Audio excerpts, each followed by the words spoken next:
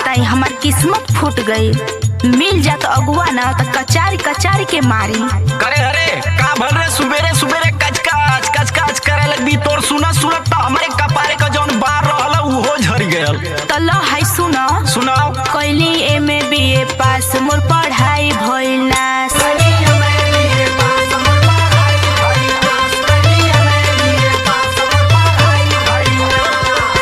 अच्छा कैली एमए बीए पास मोर पढ़ाई भइल नास। माझी रोज तोहरा घरे बरता ना माना।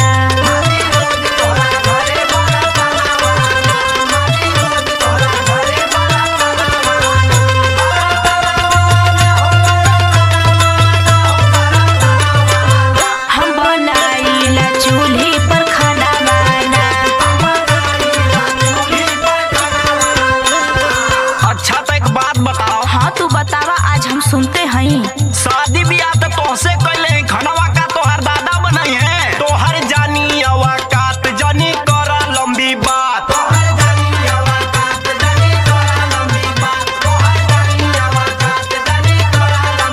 हाँ तू हमरे बारे में ढेर जानेला। तोहर जानी अवाकात जानी करा लंबी बात। गोबर फेंक तो रहलू नहीं हरावा में।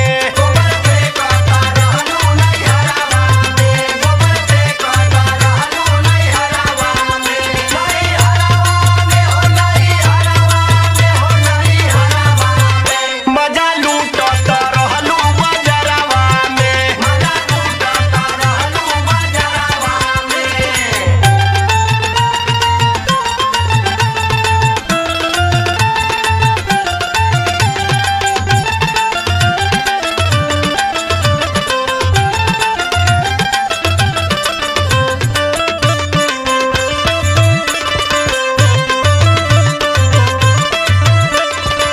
एगो बात तू ना जानत हवा। कौन बात रे? हम नैहरे में इतना दुलारी रहनी। ओहो इतना दुलारी रहनी। अरे बस कर रे। कौनो कमवे ना हमार मतारी बाप करे देत रहले हमके। देखा तो विजय भैया एकदम साफ साफ हकत है। चल आगे बोल का कहती। गोर रहली धूपी में जर जाला चाम हो।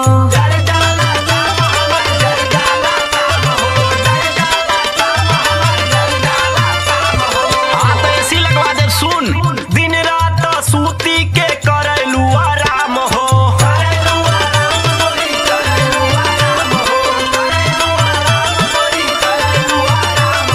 झूठ मत बोला सुना। गोर रहली धूपी में जर जाला चाम हो। दिन रात सूती के करलू आराम हो। हाँ तो तोहर डरामा ढेर हो गई। तोहर जुलुम ना सह पाइब अपना भैया से बताइब।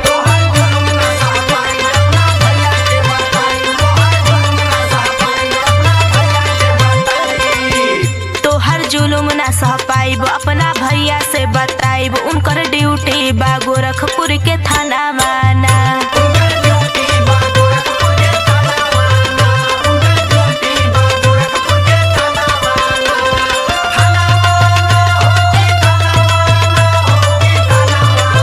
हम बनाइला चूल्ही पर खाना माना।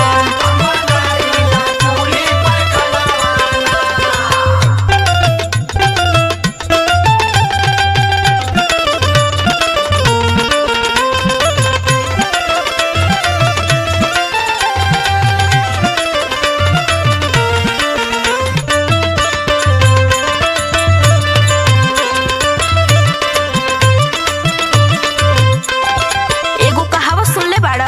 कौन कहावत हो? साथ कहना सुखी रहना। अब जवन बताए तो के एकदम साफ साफ बताए तो। हाँ तो बतावा सूप काम में देरी काहे करतारू? रविंदर दीवाना माफ करब ना गलतिया।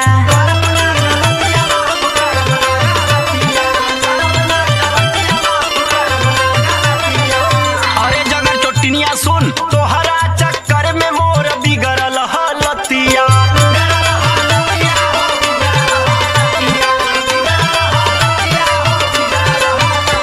अंतिम बार आखिरी बात सुनो। रविंदर दीवाना माफ करब ना गलतिया। तोहरा चक्कर में मोर बिगड़ल हलतिया। हाँ तो देखा था मोटा के कुंडा भइल हो। कौने चक्की काटा खाली रे। हाँ तो तहू कहे ना खाई के भैसा हो जाता। अपन फ्यूचर फ्यूचर बनाइब तोहरा चक्कर में ना आइब।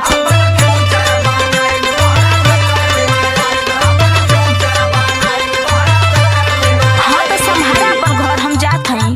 अपन फ्यूचर बनाइब तोहरा चक्कर में ना आइब। गाइब सुनील सुरीला साथे गाना